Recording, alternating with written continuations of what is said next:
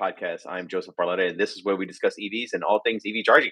Glad you could pull over and park with us today. So let's get plugged in. Hey, look, today's episode's all about Tesla Cybertruck charging a Rivian in the wild. You're going to love this one. But before we begin today's episode, it's brought to you by Smart Charge America. Well, we install electric car charging stations. Visit our website at smartchargeamerica.com to get started. All right, so today's special guest speaker, I have Mr. David Lederberg. For the first time, we are doing a live episode here. We're streaming from our mobile phones, which is great.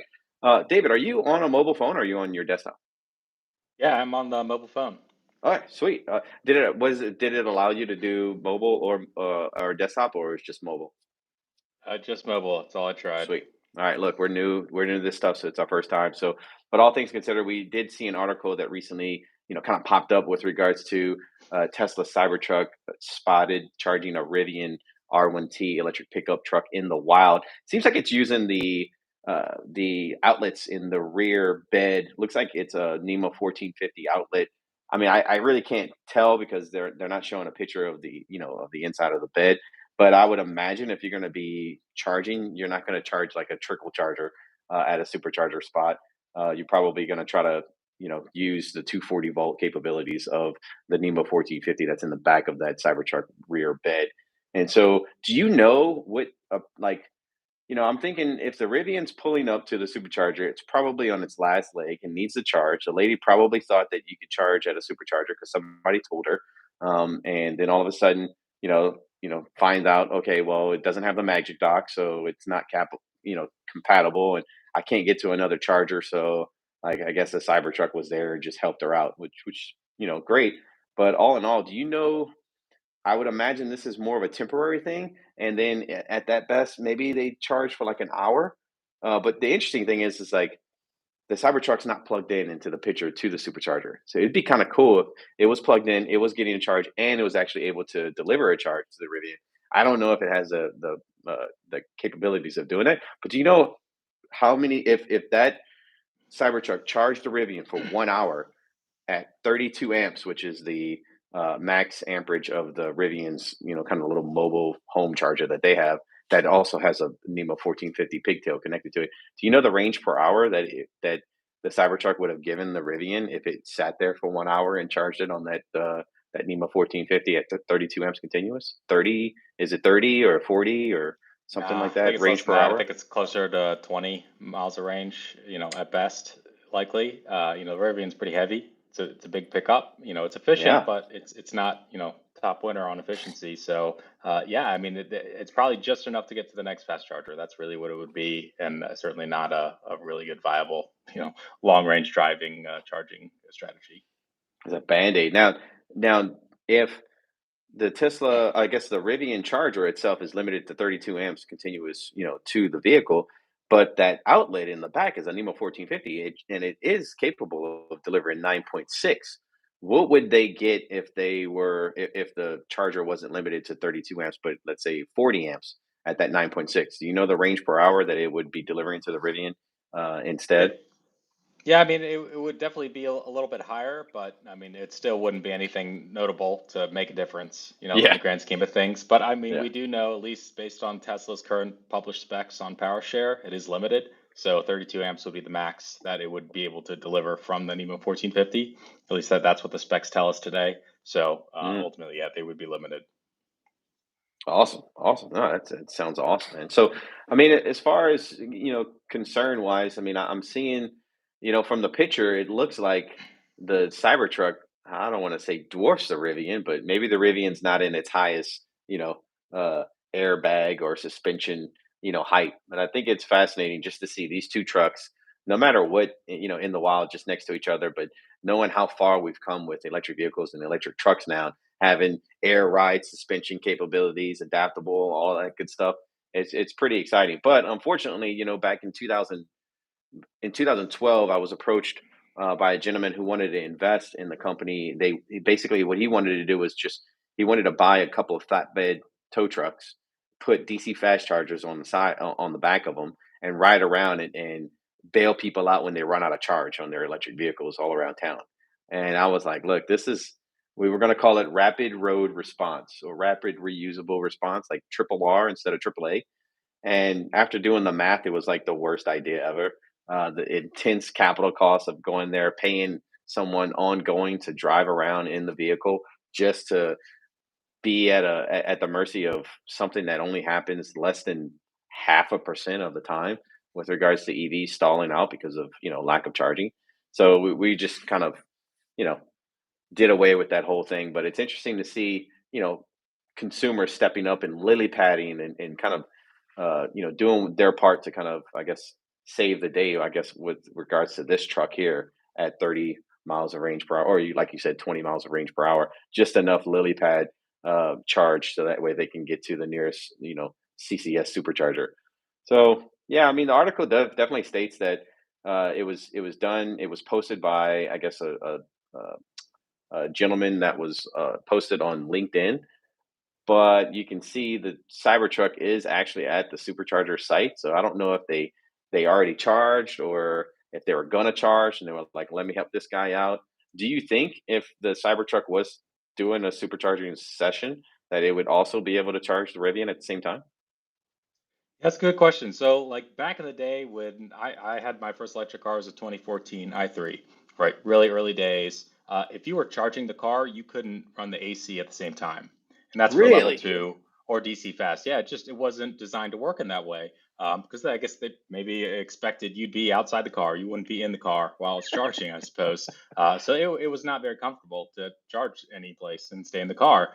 But these days, any modern car, you have really access to all the electrical systems, of course, other than driving, while you're charging level two or even DC fast. So I would expect that you would be able to do it. The DC DC converter that allows, or in the DC AC converter rather, that allows that power share functionality to work. I would expect that that would allow. The ability to DC fast charge and do that at the same time. I think they go through different bus paths that would allow that to coexist. Does that mean that it does? We don't really know. But I think it'd be a great, interesting use case, on what that would, how you could do that, right? And, help other people out. And we've seen other patents by guys like GM, like for instance, that allow vehicle to vehicle charging while that first vehicle is plugged into a port, on a stationary charger. So it allows kind of two vehicles to charge from the same charger's charge port. So we've seen some things like that. I haven't seen anything in the wild that actually functions in that way, but this would be an actual functioning in the wild way to do that. And so I think we just time will tell. We'll have to find someone with a Cybertruck, won't we?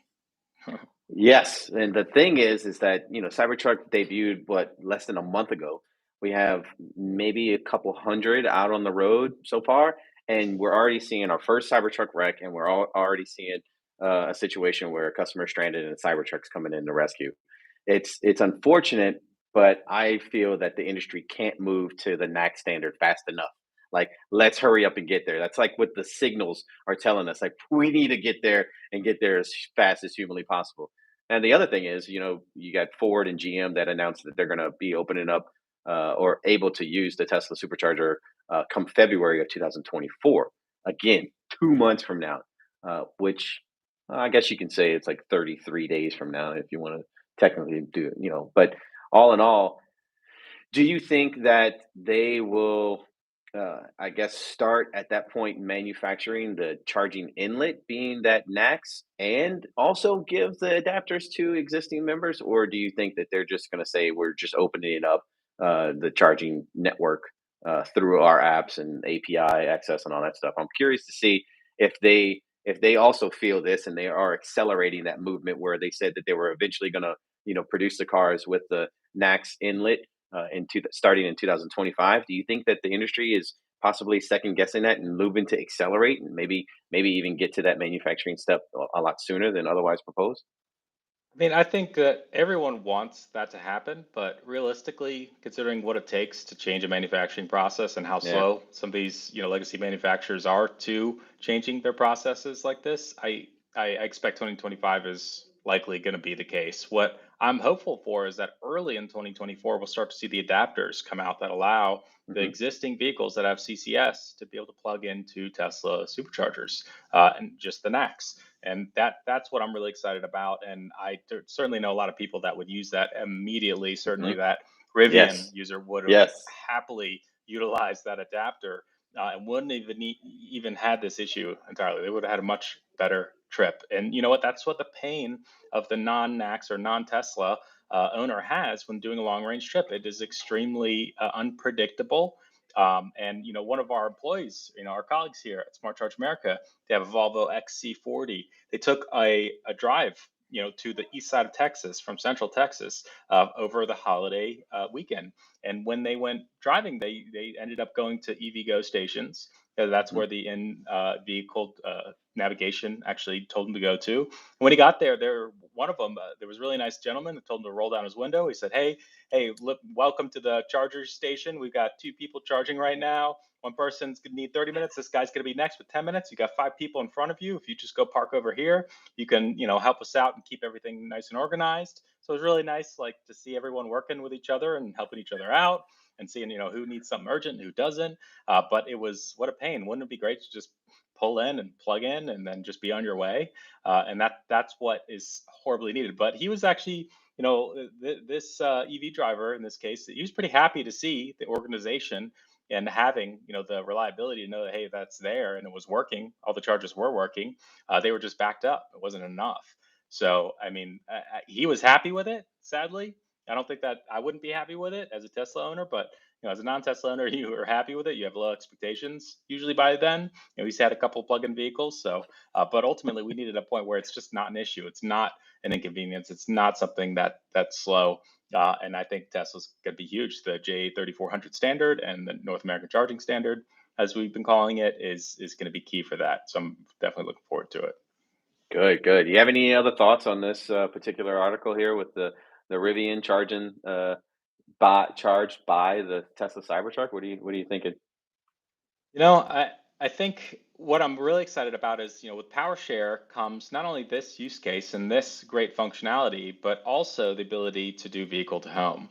And we've been working as a company, Smart Charge America, very closely with Tesla for a long time, and we're actually going to be doing the first pilot installations of PowerShare in people's homes. It's going to be only employees to start, which is, you know, pretty much what they've done in the past, use their employees as guinea pigs. So some people have been gracious enough to allow their Cybertrucks and homes to be used as test beds. So we're going to be installing those over the next several weeks and months. And we have quite a list of people that have signed up here in Austin, Texas to get going. So I'm looking forward to seeing the results of that. The software still needs to come with it. So we're, just so you know, we're getting hardware in. Software is not there yet, but that's the key. Is with many functionalities that Tesla comes out with, it's really based on the software, which will improve over time. Very much expect that to be the case with PowerShare, not only with you know, vehicle to vehicle type approach like we saw in this article, but also the vehicle to home, integrating with Powerwall, integrating with, you know, the charging station, other capabilities, energy arbitrage, and just making a really smooth transition if there's any type of grid failure. So that's what I'm excited about with PowerShare, and that's I expect to start seeing some great results from that coming up pretty soon in 2024. I love it. Well, there you heard it, folks. Uh, can't get any more real time than that. So, but yeah, David, look, thanks so much for joining us. This is our first kind of live mobile shoot, so I think it went pretty well. You know, we'll try to do a few more of these, in the next year. Of course, we're coming up on the new year very, very soon. Today is the last day of the week, last day of the month, and quarter and year for Smart Charge America operations. So we're really looking forward to closing the year out with some really good, I guess you can say charging speeds. And other than that, thank you so much to our listeners and our audience for your time. I hope this episode has brought to a little bit more value to your day. I know we're all better for it. I know I am. Look, I love you guys. We cannot do this episode without you all, so I definitely appreciate you joining. Go ahead and click the thumbs up icon, share, comment, subscribe to our channel if you think we earned it. And thanks again for charging up with us today. Keep in mind, you can always find us at smartchargeamerica.com. Remember, folks, if you can't charge, you can't drive. We'll see you next time. Cheers. All right, now we got to figure out how to stop this. See you, bud.